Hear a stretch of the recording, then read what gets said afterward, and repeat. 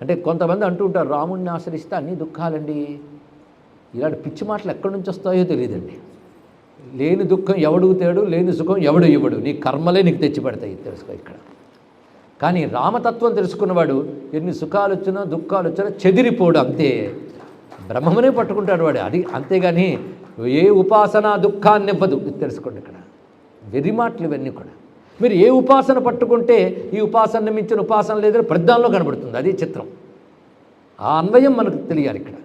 ఇది చివరి జన్మ అయితేనే ఈ ఉపాసన చేస్తారు అని ప్రతి ఉపాసన శాస్త్రం ఉందండి. ఇది అది చదివిన వ్యక్తిగా చెప్తున్న విషయం ఏంటంటే, అంత మాత్రం చేత ఒకటి ఎక్కువ ఒకటి తక్కువ కాదు. ఏదైనా పరమాత్మ భావనతో చేస్తే ఉపాసనని సిద్ధింపజేస్తుంది. అందరూ అన్నీ చేయగలరా? అందుకే మహానుభావుడు ఒక మాట చెప్పారు శంకరాచార్యుల వారు, బహు ఉపాసన చేస్తే చిత్త విక్షేపం కలుగుతుందని చెప్పాడు. అయితే ఒక ప్రధాన దేవతను ఉపాసించినప్పుడు ఇంకోటి ఉపాసించకూడదా అంటే, దానికి అంగములుగా ఉపాసించి అప్పుడు పర్వాలేదు అన్నాడు ఇక్కడ. ప్రధానంగా అది ఉండాలి. ఈ రహస్యం తెలియక మీరే చెప్పారు కదండి ఒక్కటి చేస్తే చాలని అని అన్వయం సరిగ్గా తెలియాలి ఇక్కడ. ఒకటి అభీష్టముగా ఉంటున్నప్పుడు మిగిలినవి అంగములు అవుతాయి. ఇదొక్కటి తెలుసుకుంటే చాలు. అంగములంటే తత్స్వరూపములే. ఈ భావనతో ఉపాసన చేయాలి.